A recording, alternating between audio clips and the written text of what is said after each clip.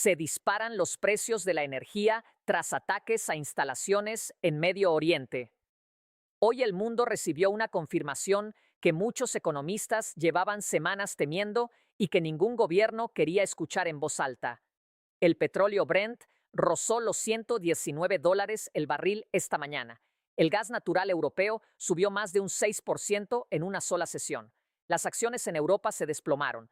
El DAX alemán cayó un 2,1%, el CAC 40 francés perdió un 1,5%, el FTSE 100 de Londres bajó un 1,7%, y los analistas de los mercados financieros más importantes del mundo empezaron a usar una frase que no se escuchaba desde los años 70: shock de oferta estanflacionario. Todo eso ocurrió en menos de 24 horas, después de que los misiles iraníes golpearan Ras Laffan en Qatar y de que 4 misiles balísticos sobrevolaran Riad. Pero lo que está ocurriendo hoy en los mercados no es solo la reacción de un día, es la acumulación de 19 días de guerra que ha golpeado sistemáticamente cada pieza de la arquitectura energética sobre la que funciona la economía global. Y hay un analista que describió lo que está pasando con una frase que se ha convertido en la más repetida en todas las salas de trading del mundo desde esta mañana. Dijo que esta guerra ya no está afectando el precio del petróleo, está golpeando la plomería del sistema energético global. Eso es exactamente lo que está ocurriendo. Y en los próximos minutos les voy a explicar qué significa esa frase, número por número, mercado por mercado, consecuencia por consecuencia. Porque lo que empezó como una crisis geopolítica en el Golfo Pérsico se ha convertido en el mayor shock económico mundial desde, al menos, la crisis del petróleo de los años 70. Quédense hasta el final porque esto afecta a todo el mundo. Vivan donde vivan. De $63 a 119, la cronología del shock. Para entender lo que está pasando hoy, hay que ver cómo llegamos aquí. El 28 de febrero de 2026, el día en que Estados Unidos e Israel lanzaron sus ataques coordinados contra Irán, el barril de petróleo Brent cotizaba alrededor de los $63. Era un precio razonablemente estable dentro de los rangos de los últimos 2 años. Los mercados de energía estaban tranquilos. El gas natural en Europa tenía precios manejables. El estrecho de Hormuz funcionaba con normalidad. Más de 1,200 barcos lo cruzaban cada mes.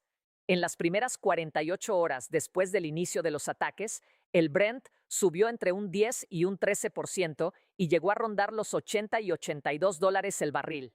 Los analistas dijeron que si los precios siguieran subiendo, podrían alcanzar los $100. Eso sonaba a escenario extremo en ese momento. Una semana después, el 8 de marzo, el Brent superó los $100 el barril por primera vez desde la invasión rusa de Ucrania. Los precios de la gasolina en Estados Unidos habían subido un 17% en una semana. El galón promedio llegó a $3,54, el más caro desde finales de 2023. El 9 de marzo, la Agencia de Información de Energía de los Estados Unidos publicó su informe mensual de perspectivas y proyectó que el Brent se mantendría por encima de los $95 durante al menos 2 meses. Eso ya era una revisión drástica.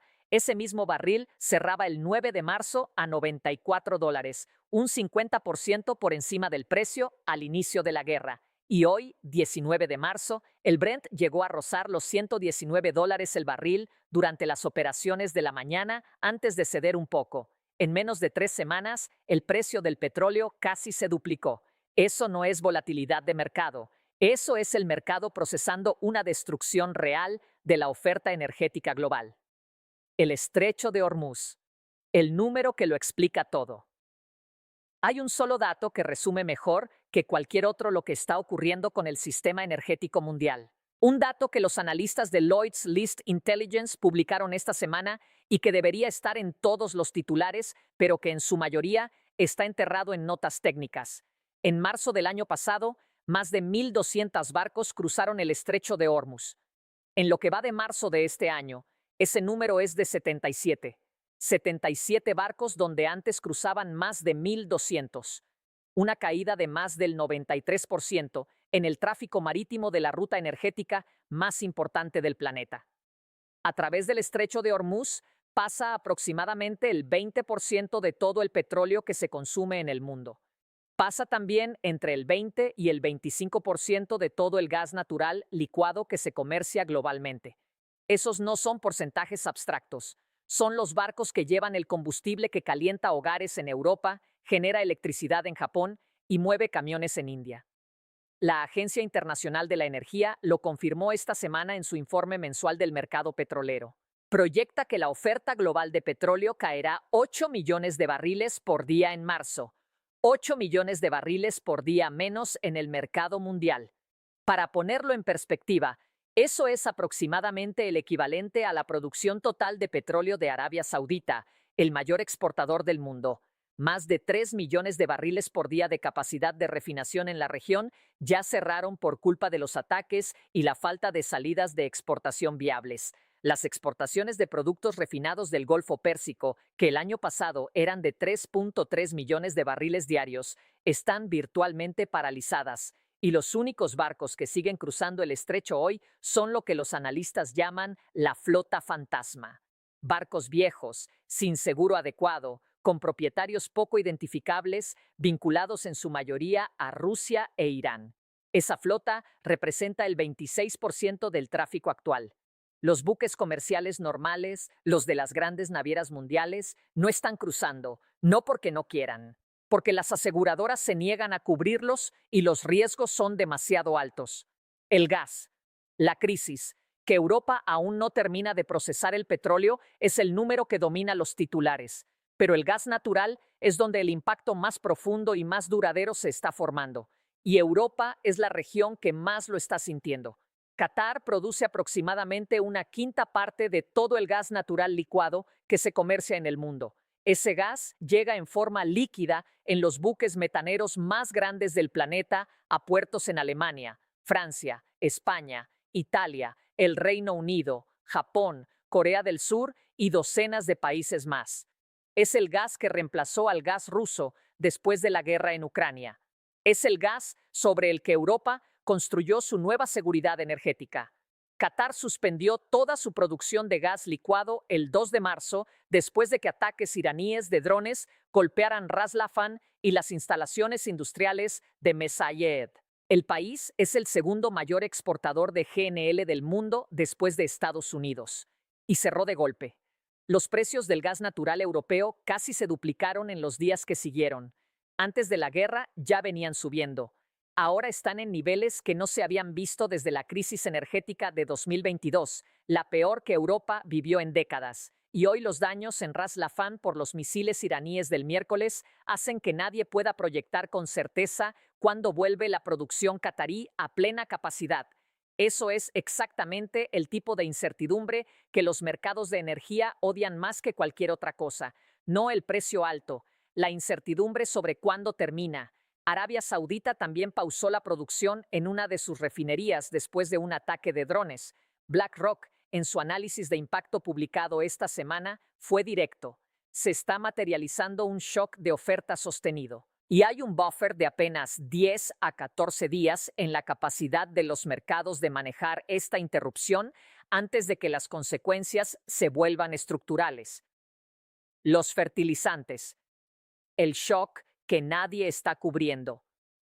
Hay una consecuencia de esta crisis que prácticamente no está apareciendo en los titulares y que el Foro Económico Mundial identificó esta semana como potencialmente más devastadora que el shock del petróleo. Es el shock de los fertilizantes. El Golfo Pérsico es uno de los principales nodos de producción y distribución de fertilizantes del mundo.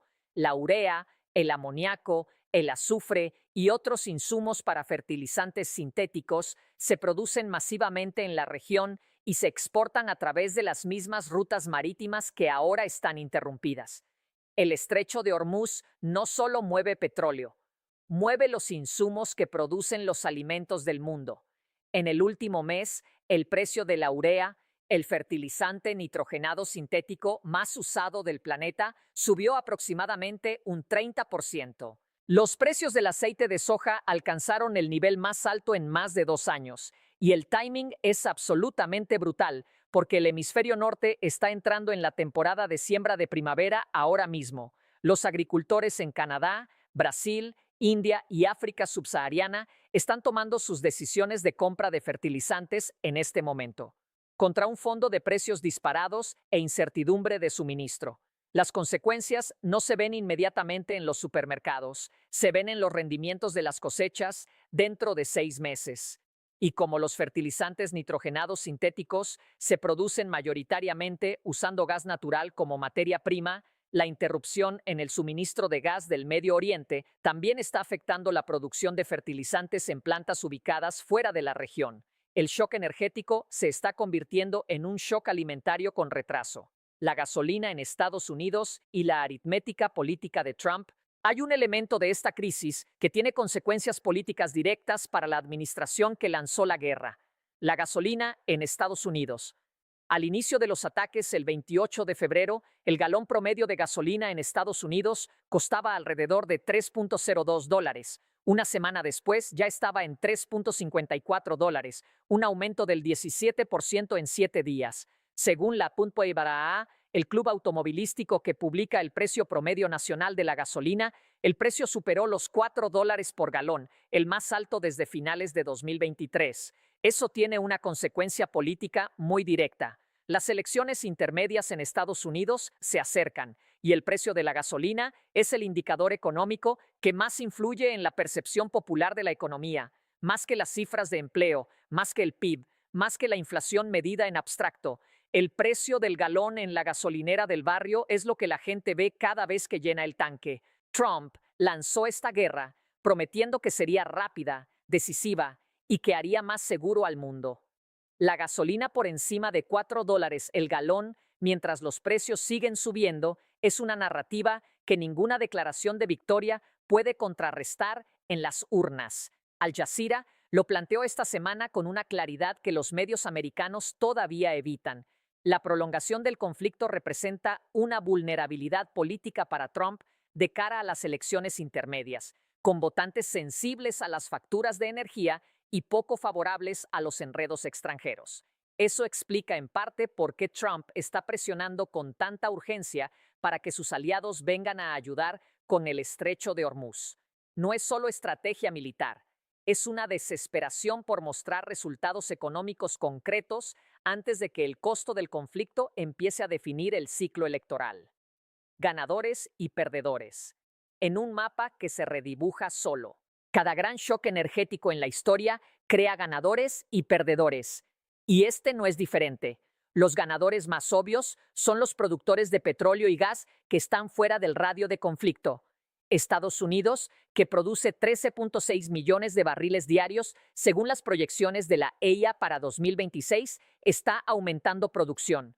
Noruega, cuyas exportaciones de gas a Europa son ahora más críticas que nunca, está en una posición de negociación que no tenía hace un mes. Los productores de shale en Texas y Dakota del Norte están contratando trabajadores a velocidad récord porque con el Brent cerca de $120 el barril, yacimientos que no eran rentables a 70, ahora lo son enormemente. Los perdedores están concentrados en Asia. China obtiene aproximadamente el 90% de su petróleo a través del estrecho de Hormuz. India, con reservas estratégicas más delgadas y una dependencia muy alta del crudo del Golfo, está viendo cómo los precios de la energía alimentan su inflación y debilitan la rupia. Japón y Corea del Sur, ambos dependientes del GNL catarí para una parte significativa de su generación eléctrica, están en una posición de vulnerabilidad aguda. Singapur y Taiwán también dependen del GNL de Qatar de forma especialmente directa. Y luego están los países que los grandes análisis raramente mencionan, pero que son los más vulnerables de todos, los importadores netos de alimentos y combustibles en el sur global. Bangladesh, Pakistán, los países del África subsahariana, las naciones más endeudadas de América Latina. Para ellos, un shock de esta magnitud no es un problema de costos de producción, es una amenaza directa a la estabilidad macroeconómica. El Foro Económico Mundial lo dijo sin rodeos esta semana. Los países menos ricos que importan comida y combustible enfrentan estrés agudo si el conflicto continúa. Los economistas en países tan alejados del campo de batalla como Chile y Polonia ya están recalibrando sus expectativas de recortes de tasas de interés porque los precios del petróleo subiendo complican la política monetaria en todo el mundo. Las reservas de emergencia, el colchón que se está gastando. Hay una herramienta que los países tienen para amortiguar este tipo de shocks, las reservas estratégicas de petróleo, y ya están siendo activadas. La Agencia Internacional de la Energía coordinó una liberación de emergencia de reservas de sus países miembros. Las reservas globales observadas de crudo y productos refinados se estiman actualmente en más de 8.200 millones de barriles, el nivel más alto desde febrero de 2021.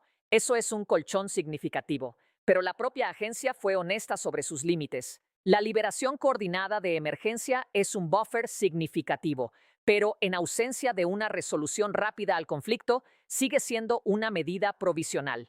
No es una solución, es tiempo comprado, y el tiempo tiene un precio cuando la oferta física sigue interrumpida. La diferencia entre un shock de precios que dura semanas y uno que dura meses no la determina la cantidad de reservas estratégicas disponibles. La determina cuándo vuelve a circular el petróleo por el estrecho. Y eso no lo decide ningún banco central ni ninguna agencia internacional de energía. ¿Qué viene ahora? Hay dos escenarios que los analistas están discutiendo esta semana y cuyas consecuencias son radicalmente diferentes.